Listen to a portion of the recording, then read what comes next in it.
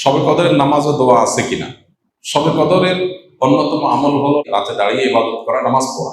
এই জন্য আমরা লাইলাতুল কদরে ইনশাআল্লাহ তৌফিক অনুযায়ী দুই রাকাত করে করে লম্বা লম্বা কেরাত, লম্বা লম্বা রুকু, লম্বা লম্বা সিজদা দিয়ে খুব মনোযোগের সাথে দীর্ঘ সময় নিয়ে আমরা নামাজ আদায় করার চেষ্টা করব। এটাই হলো লাইলাতুল কদরের নামাজ। এর কোনো রাকাত সংখ্যা নাই যে এত রাকাত পড়তে হবে, যার যতটুকু তৌফিক হয়, 2 রাকাত, 4 রাকাত, 6 রাকাত, 8 রাকাত তারাবির পরে রাতভর আমরা সেই নামাজগুলো পড়তে থাকবো ইনশাআল্লাহ। নামাজের পাশাপাশি লাইলাতুল কদরে করার জন্য স্পেশাল আমল নবী করিম সাল্লাল্লাহু আলাইহি সাল্লামের পক্ষ থেকে রেকমেন্ডেড আমল একটাই আছে, সেটা হলো মায়েশা রাদিয়াল্লাহু তাআলা বর্ণিত হাদিসে যে দোয়ার কথা আমরা জানি, সেটা হলো আল্লাহুম্মা ইন্নাকা আফুউন তুহিব্বুল আফওয়া ফাফু আন্নি। হে আল্লাহ, আপনি ক্ষমাশীল, ক্ষমাশীলতাকে পছন্দ করেন, অতএব আমাদেরকে ক্ষমা করে দিন। এই দোয়া বেশি বেশি করে করা।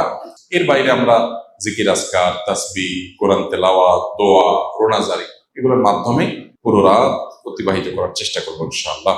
নামাজের ক্ষেত্রে বিশেষ কোনো নামাজ নাই যে লাইলাতুল কদরের এরকম এত রাকাত নামাজ, প্রথম রাকাতে অমুক সূরা এতবার, তমুক সূরা এতবার, এরকম কোনো বিশেষ নিয়ম নাই। বরং অন্য যে কোনো নামাজের মতো যে কোনো সূরা দিয়ে আমরা নামাজগুলো পড়তে পারি।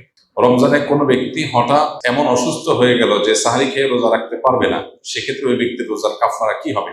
কারণ যদি আসলে রোজা রাখার মতো সামর্থ্য না থাকে, তাহলে তার কাফারা হবে যে তিনি এই রোজার জন্য পরবর্তীতে রোজা রাখবেন। আল্লাহ বলেছেন, ফামান কানা মিনকুম মারিদান আও আলা সাফারিন ফাইদ্দাতুম মিন আইয়ামিন উখরা। যে ব্যক্তি অসুস্থ হবে অথবা সফরে থাকবে, সে অন্য সময় সে রোজা রেখে দিলে আদায় হয়ে যাবে, গুনাহ হবে না। কিন্তু অসুস্থতাটা এমন লেভেলের অসুস্থতা হইতে হবে যে এই অসুস্থ অবস্থায় তার রোজা রাখার কোনো সুযোগ নাই, রাখলে তার জীবনহানি বা অসহনীয় কষ্ট হবে। হালকা একটু জ্বর হলো, একটু সর্দি হলো, একটু পেট খারাপ হলো, আর এমনি রোজা ভেঙে ফেললাম, ঠুনকো অজুহাতে রোজা ভাঙা যাবে না। রমজানের তারাবির টাকা উল্লেখ করে মসজিদে টাকা তোলা হয়, এটা শরিয়া দৃষ্টিকোণ থেকে সঠিক কিনা? এটা আমরা এর আগে বারবার বলেছি। তারাবিতে বিশেষ করে হাফেজরা কোরআন তেলাওয়াত শুনিয়ে টাকা গ্রহণ করা জায়েজ নাই, দেওয়াও জায়েজ নাই। হ্যাঁ, হাফেজরা যেহেতু রমজানে মসজিদে তারা তারাবি না, ওয়াক্তিয়া নামাজ তাদের পড়াইতে হয়, সেক্ষেত্রে ওয়াক্তিয়া নামাজের ইমাম হিসেবে তাদেরকে নিয়োগ দিয়ে নিয়মতান্ত্রিক ভাবে বেতন দেন, বোনাস দেন, সেটা ঠিক আছে, এবং সেটার জন্য টাকা নিলেও অসুবিধা নেই। রমজানে ফজরের নামাজ পড়ে ঘুমায় কেন সবাই, যেখানে অন্যদিন সমূহে ফজরের নামাজ পড়ে ঘুমাতে নিষেধ করা হয়েছে? ফজরের নামাজের পর ঘুমাতে সরাসরি কোরআন বা হাদিসে নিষেধ করা হয়নি, তবে কোরআন এবং হাদিসের আলোকে ওলামায়ে কেরাম সকালের ঘুমকে অনুত্তম বলেন।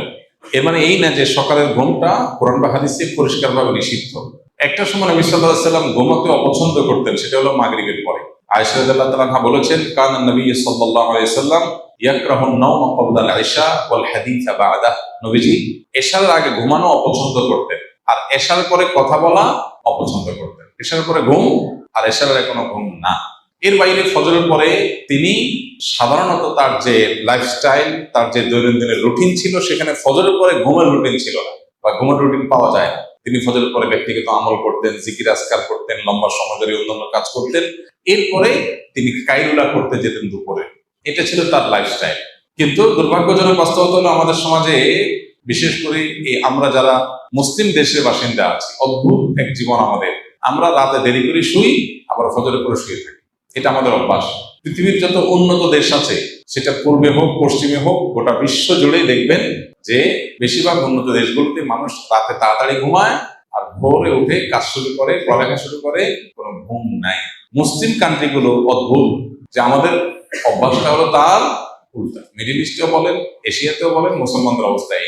অর্থাৎ নবীজি সাল্লাল্লাহু আলাইহি ওয়াসাল্লামের সুন্নাতটা আমাদের মধ্যে নাই, অমুসলমানদের মধ্যে, তাদের হয়তো অজ্ঞাতসারেও তাদের মধ্যে আছে।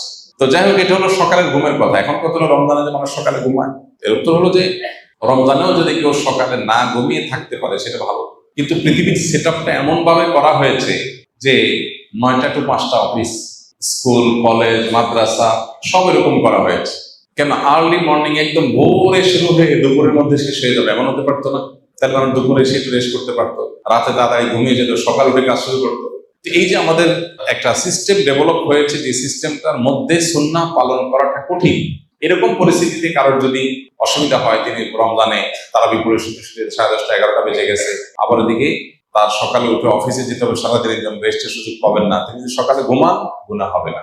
বুঝে আসছে কথা? তবে সকাল সন্ধ্যার যে দোয়াগুলো, সেগুলো অন্তত পড়ে তারপর শোয়া উচিত। আরো ভালো হয় যদি এশাকটা পড়ে তারপর শোয়া হয়, আরো ভালো হয় যদি চাষটা পড়ে তারপর শোয়া হয়। কিন্তু যদি কেউ এটা না পারেন, তাহলে এটা তার গুনাহের কারণ হবে না ইনশাআল্লাহ তাআলা, কারণ এটা পরিষ্কারভাবে কোনো গুনাহ বা নিষিদ্ধ কোনো বিষয় না।